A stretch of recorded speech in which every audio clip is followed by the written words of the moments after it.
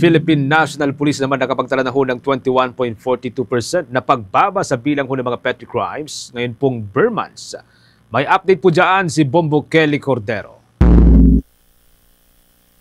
Nakapagtala ang Philippine National Police ng 21.42% na pagbaba ng bilang ng petty crimes nitong bare months o simula September 1 hanggang November 10 kung ikukumpara yan noong nakaraang taon.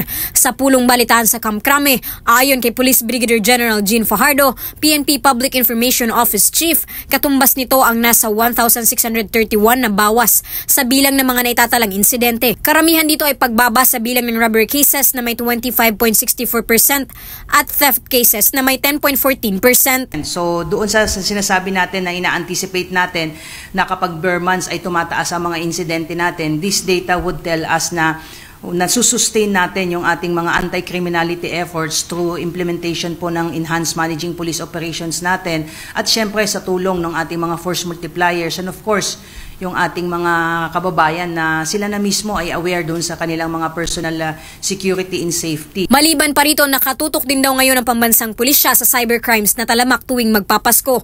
Tuloy-tuloy ang prevention at safety tips ng PNP Cybercrime Group para mabawasan ang mga naluloko ngayon ng scammers.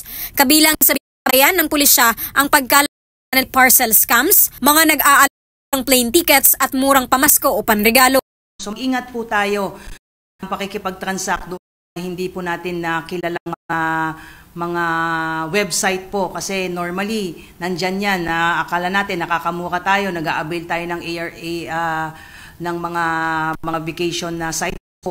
Hihingan tayo ng deposits ay pag chinek natin ay hindi pala nag-i-exist.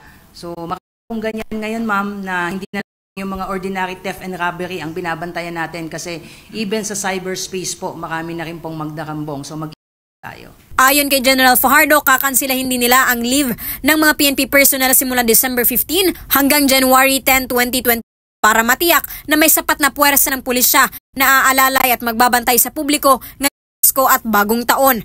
Sa December 15, naka-heightened alert na rin daw ang pambansang pulisya. Para sa Bombo Network News, Bombo Kelly Cordero nag-uulat para sa number 1 and most trusted radio network in the country, Bombo Radio Philippines. Basta Radio, Bombo!